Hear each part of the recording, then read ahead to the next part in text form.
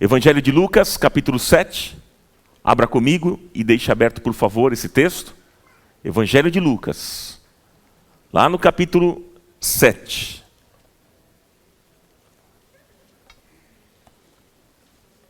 Versículo 11. Hoje o tema é morte transformada em vida.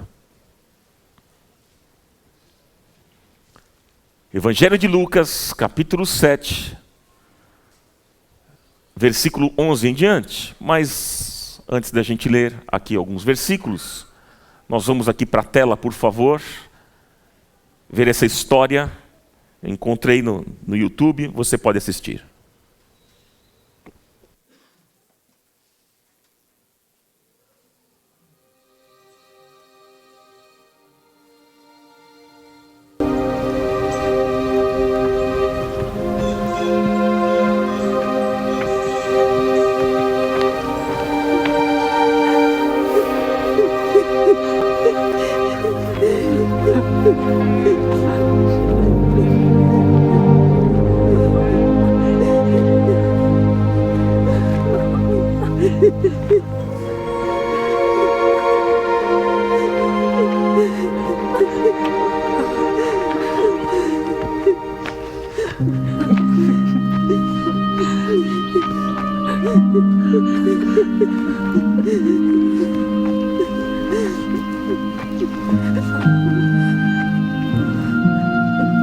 Não chores.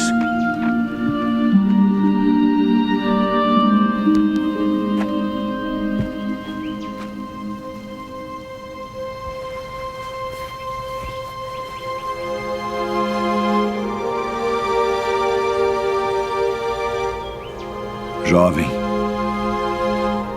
a ti te digo, levanta-te.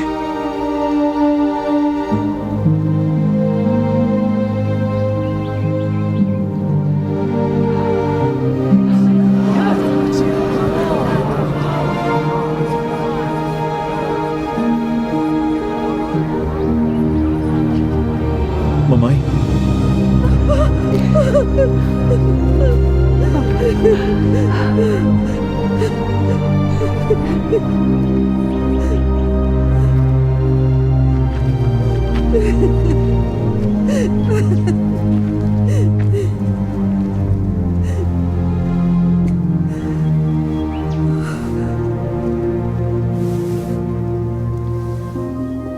Um grande profeta se levantou entre nós, e Deus visitou o seu povo.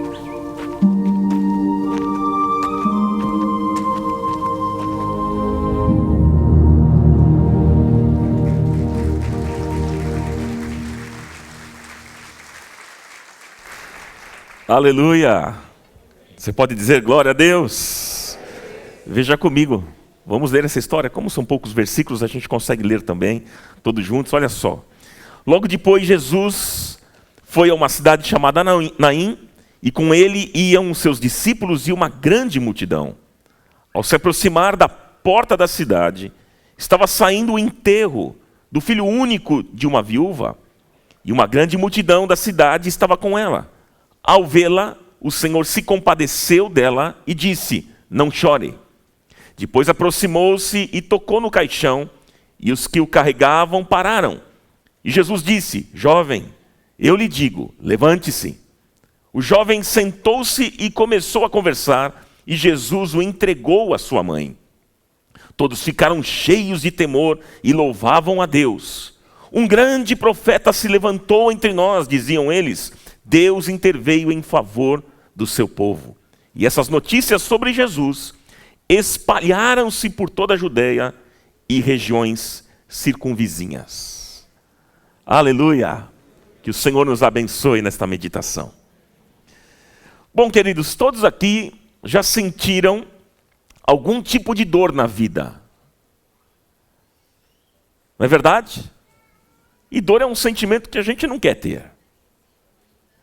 Mas o que é a dor? O que é a dor? Segundo a medicina, dor é uma sensação molesta numa parte do corpo, de intensidade e natureza variável, provocada por causa interior ou exterior. É uma sensação penosa ou desagradável. Essa é a definição segundo a medicina. E há vários tipos de dor, não é não, gente? Há vários tipos de dor. Tem dor no parto, tem a dor ciática, tem a dor de dente, tem dor de cabeça, tem dor de barriga e tem até dor de cotovelo.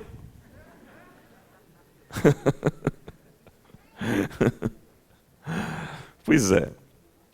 Mas hoje eu gostaria de ver com vocês sobre um tipo de dor. A dor na alma.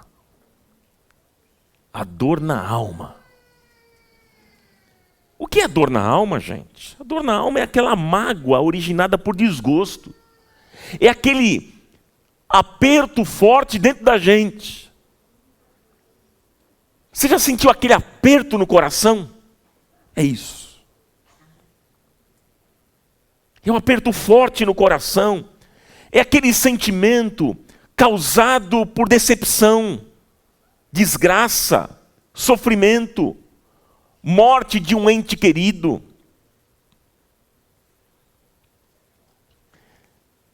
Essa história é muito interessante.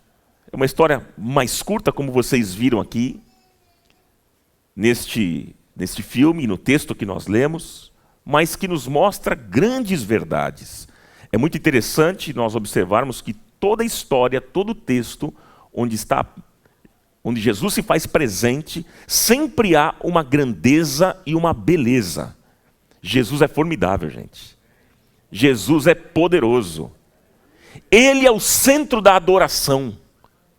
Ele está presente neste lugar para receber toda a honra, toda a glória e todo o louvor. Ele merece. Amém? Em uma das suas viagens missionárias, Jesus ele foi na direção de uma cidade pequena chamada Naim. E chegando lá, ele se deparou com uma viúva carregando o seu filho para ser enterrado. A cidade de Naim, como eu disse, era uma cidade pequena, mas ali havia dor, havia crise. Gente, o sofrimento sempre está presente no cotidiano de uma cidade. O sofrimento sempre está presente no dia a dia das pessoas. É muito interessante nós observarmos que enquanto nós estamos aqui, neste lugar, e você na sua casa, assistindo esta mensagem, ou quando nós chegamos em casa e podemos ali dormir seguros, sempre tem alguém em algum cemitério, ou em um hospital, ou até mesmo chorando a perda de um ente querido, de um familiar, de um amigo. E esse texto aqui, a princípio, nos mostra duas multidões. Quantas multidões? Duas. A multidão de discípulos, essa é a primeira multidão. A multidão de discípulos, que eram aqueles que ouviam Jesus, estavam entusiasmados com seus ensinamentos, provavelmente estavam alegres, sabendo de tudo o que ele estava fazendo. Eles viram os milagres, as maravilhas, os prodígios, os ensinamentos do mestre, eles estavam alegres. Mas também tinha uma outra multidão, que era a multidão do enterro, que eram aqueles que estavam em luto pela morte do filho único de uma viúva. Essas duas multidões, a multidão de discípulos e a multidão do enterro. Então veja a cena. Veja qual era a cena. A caravana da morte estava se encontrando com a caravana da vida, ou a caravana da vida estava se encontrando com a caravana da morte. E eu pergunto para você aqui na abertura dessa mensagem, que caravana você tem seguido, hein? Nesses dias? Que caravana você tem seguido nesses dias? Você tem seguido a caravana da alegria? Da saúde? Do aprendizado? Do crescimento? Ou você tem seguido a caravana da tristeza? da perda, do sofrimento, da dor, da morte. Hein? É muito possível que muitos que estejam aqui nesta manhã e nos acompanhando nessa transmissão estejam fazendo parte da caravana da morte, estejam enfrentando situações difíceis, muito sofrimento, muitas dores e não encontram solução para o seu problema. Veja, queridos, a mulher aqui estava vivendo uma situação assim. Olha só o quadro. Além de ser viúva, como mostra o texto, agora ela também havia perdido o seu filho, o seu único filho. Ah, meus irmãos, por isso a sua dor era grande. Acabou a família. Perdeu o marido e perdeu o filho. Você já imaginou essa situação? Deixa eu dizer algo muito importante antes da gente aprofundar um pouquinho algumas coisas em relação a essa história. Preste atenção no que eu vou dizer aqui para vocês, que isso é muito importante. Queridos, a caminhada da vida tem altos e baixos. Sabia disso? Você sabia disso? Veja, aquela mulher estava chorando. Ela estava desesperada, triste, a sua dor era grande. E a gente pode compreender. Perdeu tudo, perdeu o seu marido, perdeu o seu filho. E a gente tem visto isso nos dias de hoje. Quando observamos pessoas perdendo seus familiares pela Covid. Gente da nossa comunidade perdeu, a esposa perdeu o marido perdeu a esposa, o filho que perdeu os pais. Imagina a dor. Imagina a dor. Essas pessoas ficam perdidas. Elas ficam desesperadas. O que é que eu vou fazer a partir de agora? O que eu vou fazer? E olha, isso não é demérito algum, porque a dor faz isso com a gente. Nós nos sentimos perdidos, nos sentimos inseguros, fragilizados, meus irmãos. Então, essa proposta que se vende por aí, no mercado evangélico, de que a vida é só vitória, é só glória, é só sucesso, é só conquista. Meus irmãos, isso é uma grande mentira. Isso é um grande engano, meus queridos irmãos. Isso não é uma verdade. Porque a vida tem ganhos, verdade, mas ela tem perdas também. E por vezes, digo mais, temos até crises de fé. Como aconteceu, por exemplo, com o salmista, Asaf, lá no Salmo 73, no versículo 2. Asaf diz o seguinte: quanto a mim, os meus pés quase se desviaram. Pouco faltou para que escorregassem os meus passos. Foi por pouco. Uma crise na vida daquele homem. E muitas vezes nós somos assim também. Então, gente, essa ideia de que ao você entregar a sua vida a Jesus... Quantos aqui já entregaram a vida a Jesus? Deixa eu ver. Glória a Deus por isso, que bom. Mas essa ideia que se tem de que a gente entregando a vida a Jesus, que então agora não tem mais problema, não tem mais sofrimento, essa é uma ideia mentirosa. Isso não existe. É uma proposta religiosa enganosa, que não tem nada a ver com as Escrituras, que não tem nada a ver com o Evangelho, porque haverá momentos, sim, que você vai achar que Deus está em silêncio. Como nós ouvimos há 2 domingos atrás a pregação do meu pai aqui, falando sobre o silêncio de Deus. Há momentos, sim, que você vai achar que Deus está em silêncio. Haverá momentos, sim, que você vai achar que os céus são de bronze. Que você é o mais ateu de todos os ateus. Há momentos que você não vai entender mesmo. Que você vai se irritar. Você vai ficar bravo. Que você vai questionar. Há momentos que você vai desejar ir para cima. Chutar o balde. Jogar a toalha. Há momentos assim na nossa vida, mas a boa notícia que eu trago para vocês nesta manhã é que Deus aguenta os trancos. Deus aguenta, gente. Quando eu digo isso, eu quero dizer o seguinte, que Deus não te abandona, Deus não te rejeita, e Ele não fica decepcionado com você, nem te amaldiçoa, quando você está passando por esses vales.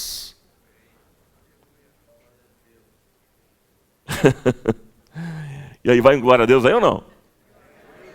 Não é bom a gente saber disso? Não é bom a gente saber disso, queridos?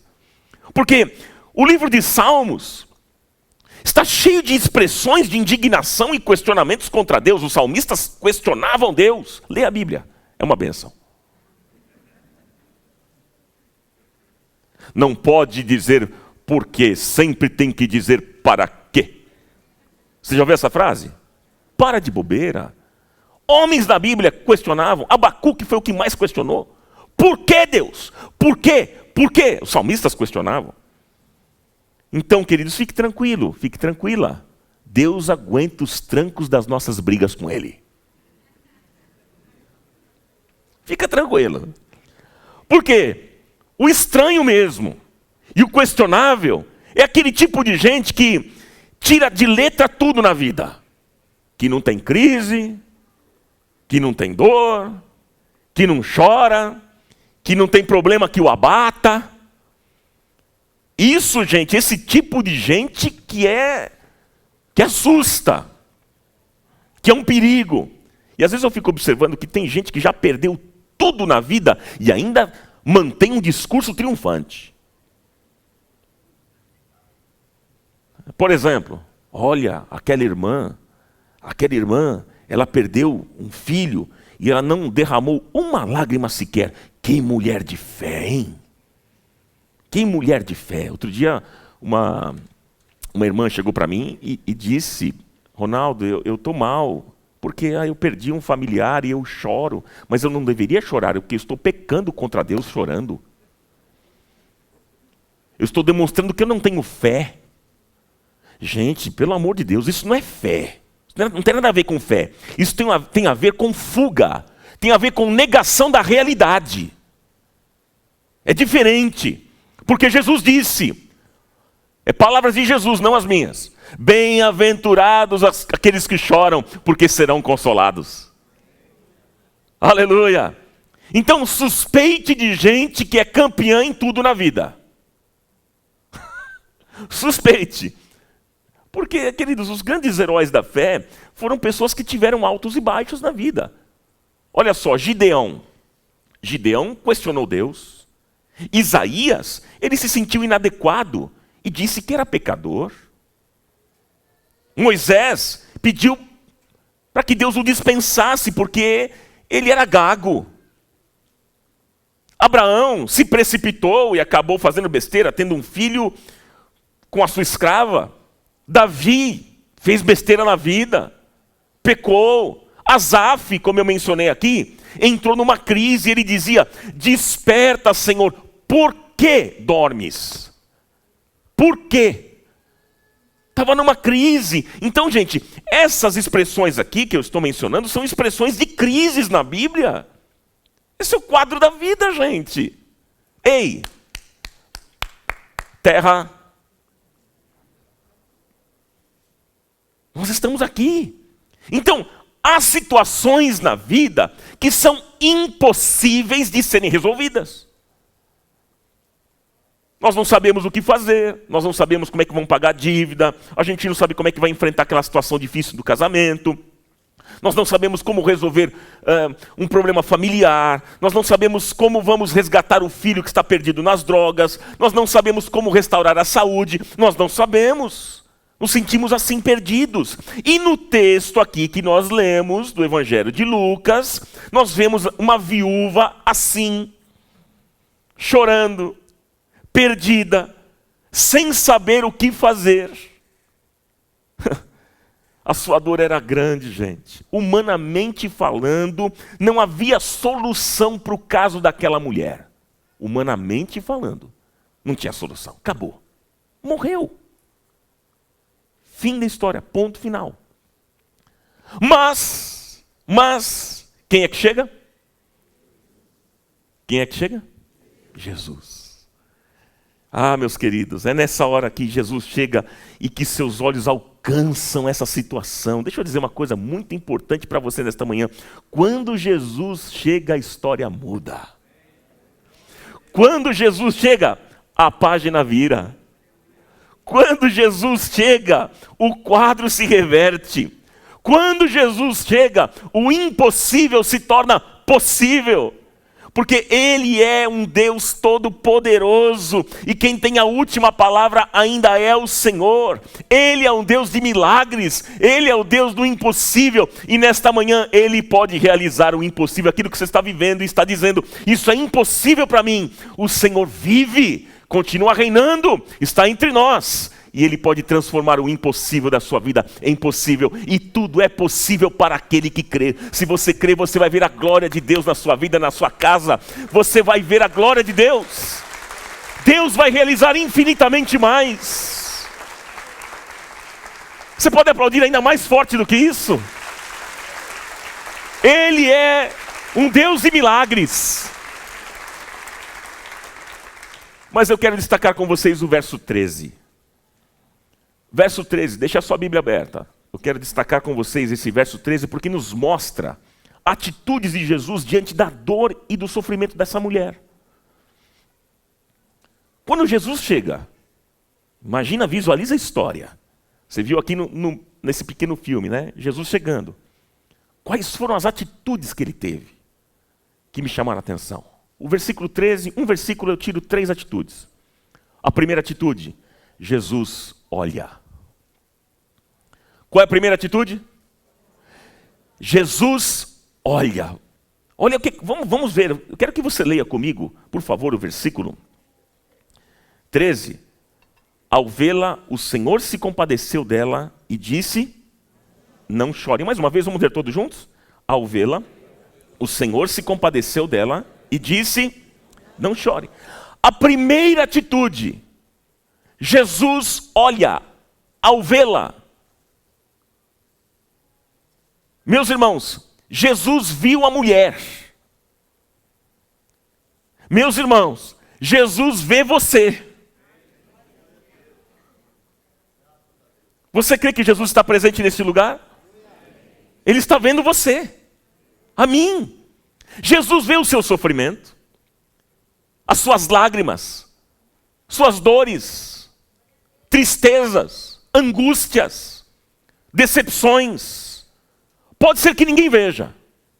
Pode ser. Às vezes, pessoas próximas, ou até aquelas que estão dentro da nossa própria casa, não conseguem ver.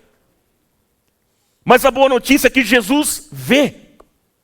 Ele viu a dor daquela mulher. E sabe o que me chama a atenção? Que quando Jesus olha para aquela mulher, ele não começou a pregar um sermão. Não. Se fosse a gente, o que a gente faria, hein? Se você estivesse no lugar de Jesus, o que é que você faria? Talvez muitos de nós, sabe o que a gente faria? Olha, mulher, deixa eu dizer, para um pouquinho aqui, para um pouquinho. Deixa eu dizer uma coisa para você, mulher. Isso está acontecendo na sua vida, sabe por quê? Por causa de pecado. Ou então, mulher, é o seguinte, isso está acontecendo na sua vida, sabe por quê? Você não tem fé. Falta de fé. Ou então, a gente diria o seguinte, mulher, isso está acontecendo na sua vida, sabe por quê? Maldição. É maldição. Deus está pesando a mão aí. Ah, mulher, porque crente é só vitória, então alguma coisa está errada na sua vida, porque crente é só vitória. Tem coisa errada. Mulher, arrependa-se agora. Dobre os seus joelhos. E diga, Jesus Cristo, a partir de hoje, vai ser o Senhor da minha vida. Se fosse a gente, de repente, ia pregar um sermão, ia fazer tanta coisa. O que Jesus fez? Ele pregou sermão aqui? Deixa eu dizer uma coisa importante para você, que nem sempre os nossos sofrimentos são frutos de pecados cometidos ou falta de fé. Nem sempre. Jesus disse que neste mundo nós teríamos o quê? Aflições.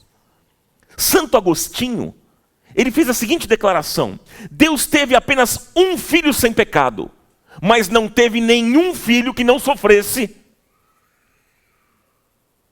O próprio Jesus sofreu, então o sofrimento, gente, faz parte da vida. E qual é o papel da igreja? O papel da igreja não é transformar um mundo inseguro em um mundo seguro. Porque esta segurança nós teremos apenas na eternidade com Deus. Lá sim não haverá pranto, não haverá dor, não haverá angústia, não haverá tristeza, não haverá decepção. Você não vai precisar pagar mais conta. IPTU, IPVA, esquece. Declaração de imposto, nada disso. Lá você vai entrar no gozo do teu Senhor. Então a segurança não está aqui, está lá. Na eternidade com Deus. Você crê nisso? E é por isso que a gente precisa de um evangelho, queridos. A gente precisa de um evangelho que nos prepara para a vida. Para a gente enfrentar a vida como a vida é. Porque a vida, gente, não é isso que a gente está fazendo aqui. Isso aqui é muito bom, é gostoso, a gente é abençoado, a gente sai daqui satisfeito, animado. Mas a vida está lá fora. A vida é segunda, terça, quarta, quinta, sexta, sábado, todos os dias.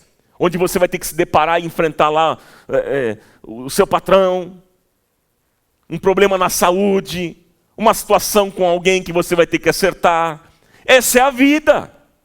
E a gente precisa ouvir um evangelho, e eu faço questão de bater nessa tecla aqui com vocês, porque o evangelho que tem que ser pregado nesse púlpito, meus queridos irmãos, precisa conectar com a vida lá fora.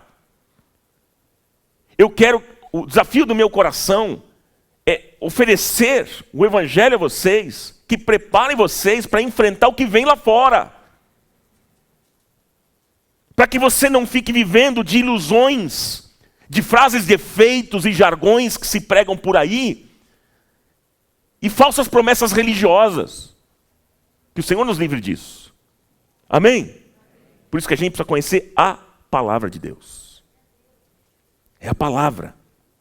Agora, deixa eu dizer algo importante também para vocês. Diante dos problemas da vida, algumas pessoas elas precisam ser confrontadas.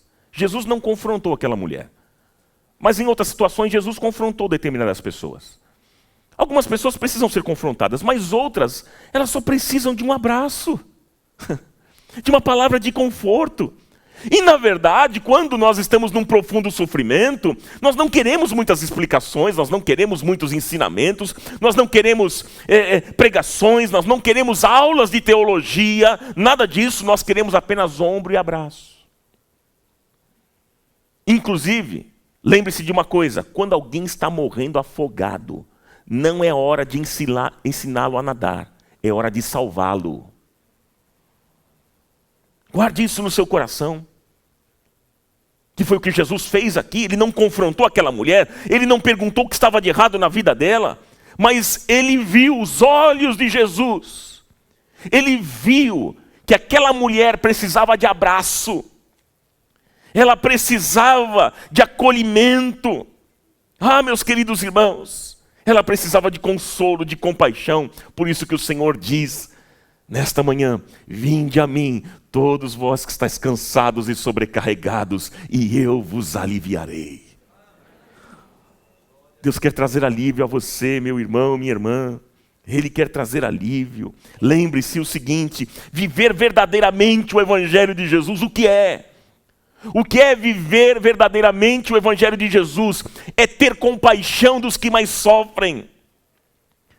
É estender a mão para os caídos. É oferecer perdão aos mais pecadores. Isso é Evangelho, gente. É falar de paz aos mais desesperados. É trazer esperança aos mais aflitos. Isso é o Evangelho de Jesus. Mas o texto diz que Jesus olhou, Jesus viu.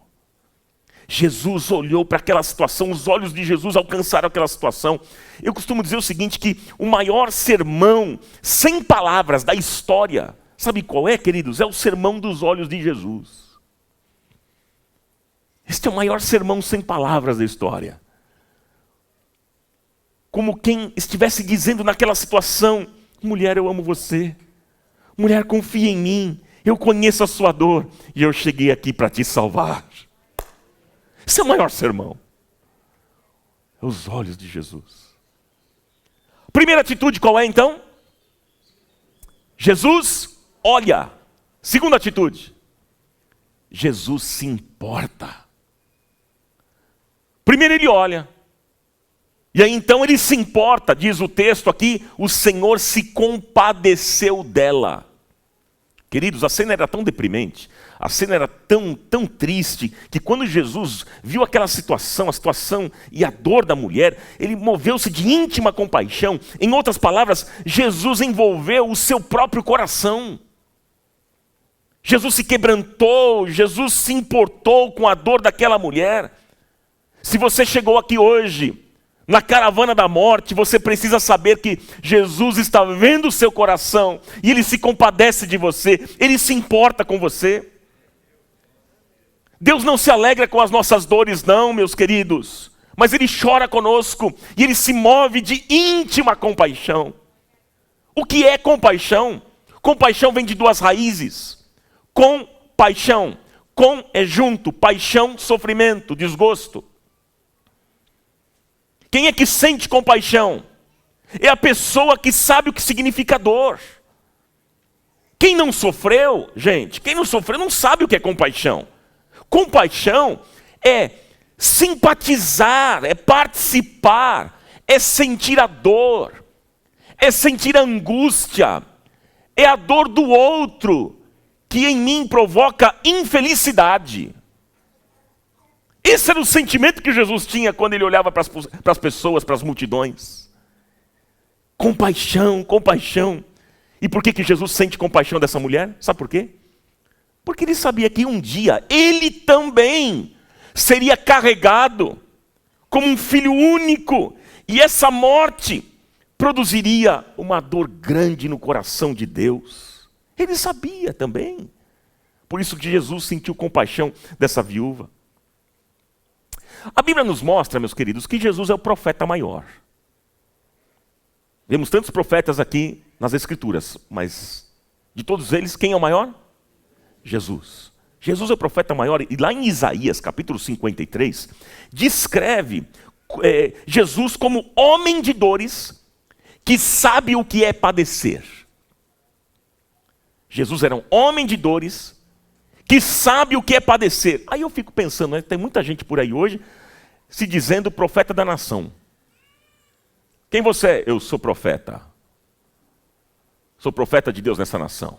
Eu sou a profetisa do Senhor. Pessoas dizendo isso, e aí eu fico pensando, será que essas pessoas que se dizem profetas, elas entendem sobre dor? Elas entendem mesmo? Será? Eu não consigo entender essas coisas. Porque a dor de quem esses profetas assumiram? Por quem que eles estão chorando? Por quem eles estão jejuando? Quem é que eles estão visitando? Gente, profeta que não entende sobre dor não é profeta. Não é profeta. E Jesus é o profeta maior. Homem de dores. Jesus era um homem do quê, gente? De dores. Então dor é um sentimento que Deus conhece. Por isso que Jesus, ele sentiu a dor daquela mulher, porque só tem compaixão quem sofreu na vida. E hoje tem muitas pessoas que são cínicas, são superficiais, snobs e frias com sentimentos alheios, com os sentimentos dos outros, e usam palavras de peso e de acusação. Como eu bem disse aqui, tá vendo? Você não tem fé, por isso a sua vida está desse jeito. Tá vendo? É pecado. Tá vendo? É maldição. Gente, é muito fácil, olha, é muito fácil analisar a situação alheia e dar uma opinião. Isso é muito fácil. O que é difícil? Difícil é vivenciar essa situação e querer ajudar. É muito fácil julgar as pessoas e expor as suas circunstâncias. Isso é muito fácil. O que é difícil? Difícil é refletir sobre os seus erros e tentar ajudar, se colocar à disposição para ajudar. Isso é um desafio, isso é difícil. Mas deixa eu dizer para vocês, graças a Deus, queridos, pela sua promessa de consolo e de ajuda quando nós nos encontramos caídos e sobrecarregados, porque diz Apocalipse 7:17, que Deus, naquele dia, enxugará todas as nossas lágrimas. Glória a Deus. Glória a Deus. Deus conhece a sua dor. Deus sabe o momento que você está vivendo. E Ele está aqui com palavras de amor, de consolo, de renovação, de restauração, de carinho, de compaixão. Ele quer enxugar as suas lágrimas. Olha, eu não tenho dúvidas de que haverá momentos que Deus vai nos confrontar. Por quê? Porque a Bíblia diz que Ele corrige ao filho que ama. Você é filho de Deus? Você é filha de Deus? Então saiba que há momentos que Deus vai te confrontar, sim. Porque Ele te ama. Mas Ele sempre vai te dizer: eu estou contigo. Sempre. Eu estou com você. Todos nós aqui iremos passar dificuldades como passamos. Dores, apertos, sofrimento. E Jesus se identifica com a nossa dor. E quanto maior a nossa dor, mais próximo Ele estará de nós, queridos. Porque Ele se importa conosco. Porque Ele se compadece de nós.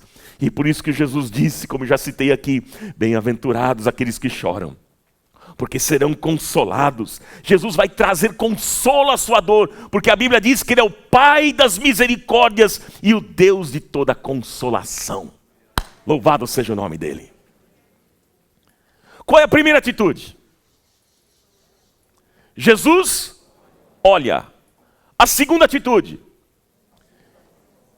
Ele se importa. E agora, a terceira atitude. Qual é? Nessa situação, Jesus trata. Jesus trata. Veja, a viúva chorava a morte do filho. Sua dor era grande. Mas, ao encontrar-se com ela, o que Jesus disse? Mulher, não chores mais. Não chores mais. Quando Jesus disse isso, entenda o seguinte, queridos. Quando Jesus disse isso, não foi uma frase de efeito. Ou um jargão para se tornar agradável. Como às vezes a gente faz. Quando alguém está chorando, a gente se aproxima de alguém só para ser agradável. E diz assim: ó, não chora não. Muitas vezes fazemos isso. Mas quando Jesus fez isso, não foi uma frasezinha de efeito. Um jargão para ele se mostrar agradável. Não. Quando Jesus diz, não chores mais, Ele queria mostrar que a dor que essa mulher estava sentindo iria passar, querido, seria passageira. Jesus queria mostrar que toda a dor da alma daquela mulher seria removida e ela iria voltar a sorrir novamente. Glória a Deus.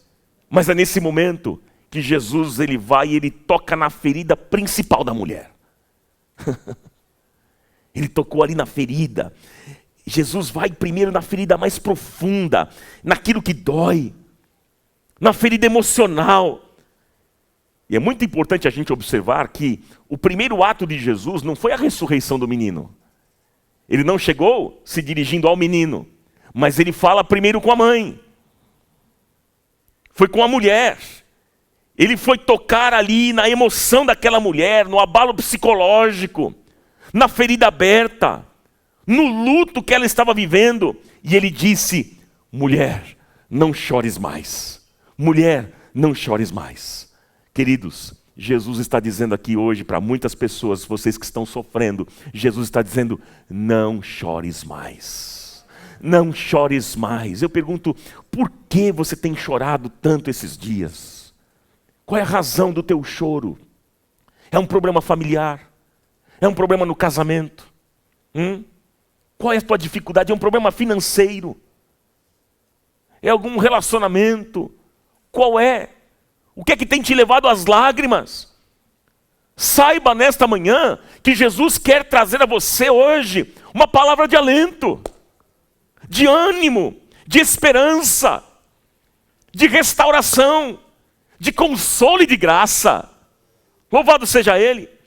Essa tristeza que você está sentindo, essa ferida que de repente está aberta, não vai durar a vida toda. Sabe por quê? Porque a Bíblia diz que o choro pode durar uma noite, mas a alegria vem pela manhã. Então creia que o choro que durou a noite inteira vai dar lugar hoje à graça, à misericórdia e à restauração do Senhor Jesus na sua vida, porque Deus fecha feridas. Creia nisso, em nome de Jesus. Aleluia!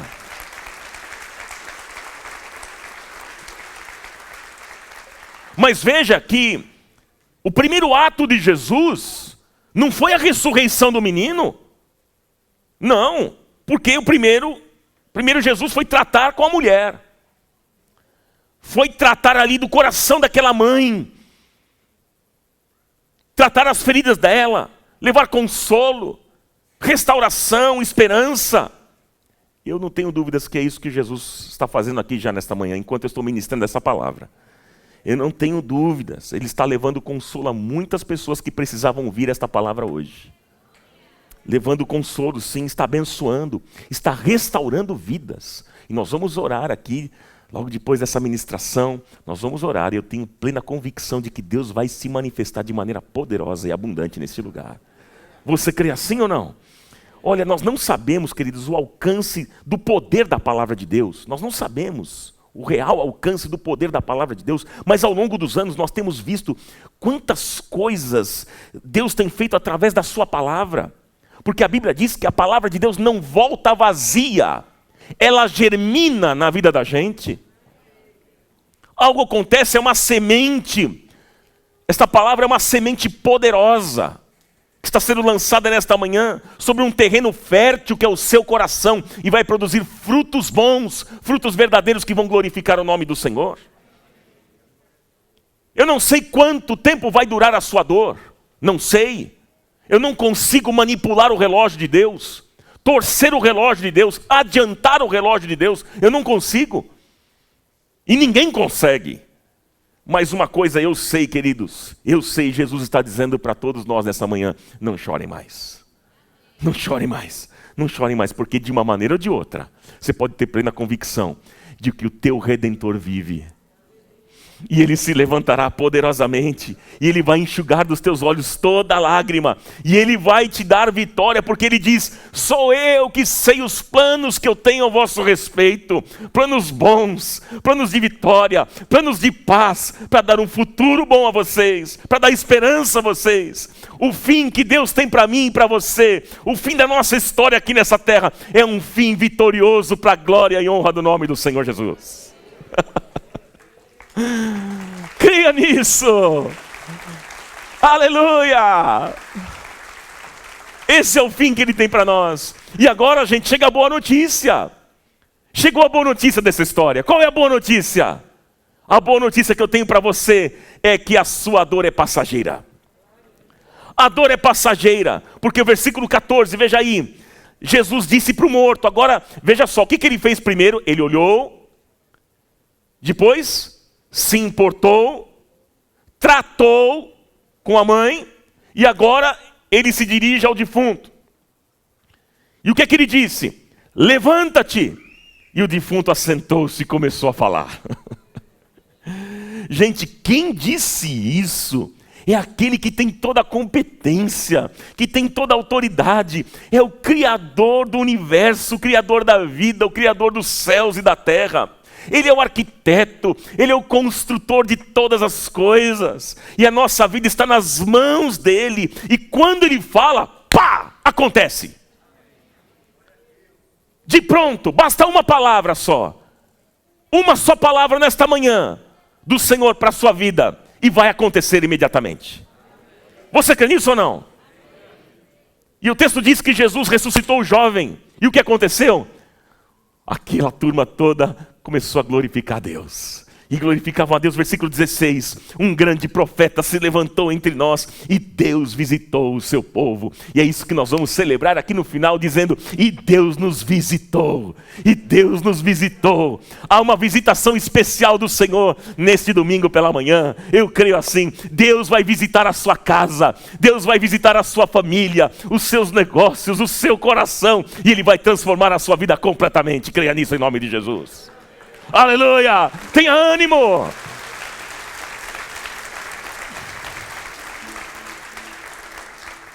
E hoje Jesus diz para você então, levanta-te! Levanta-te! E você que está morto, viverá. Ele diz, levanta-te! E você que está destruído, se levantará. E Jesus diz, levanta-te! E você que está arrasado, será restaurado.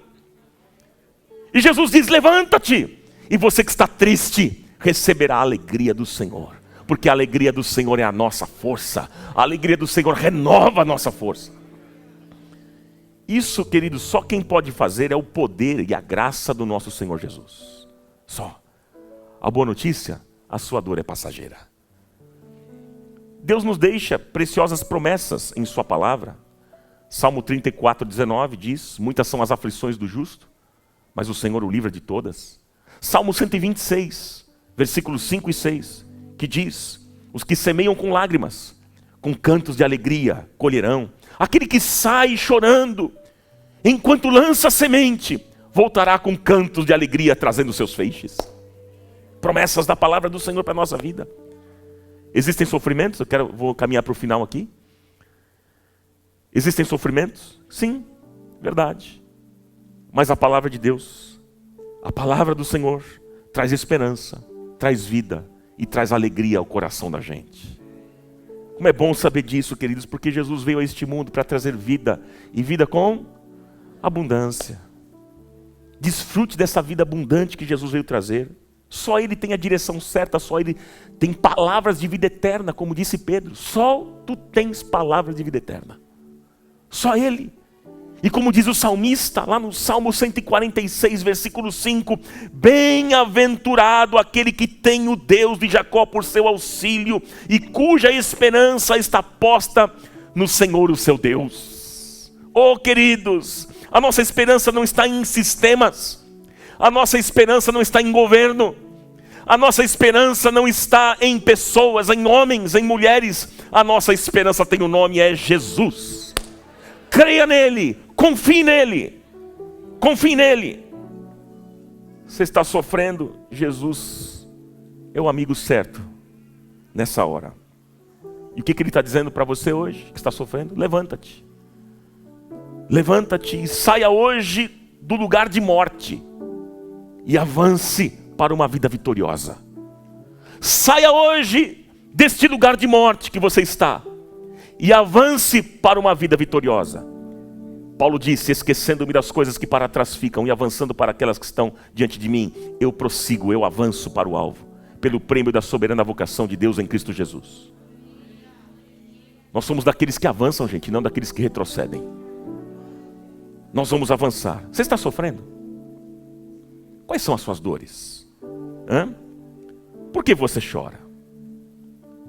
Deixa, meu irmão, Jesus, que é a sua vida, transformar a sua dor.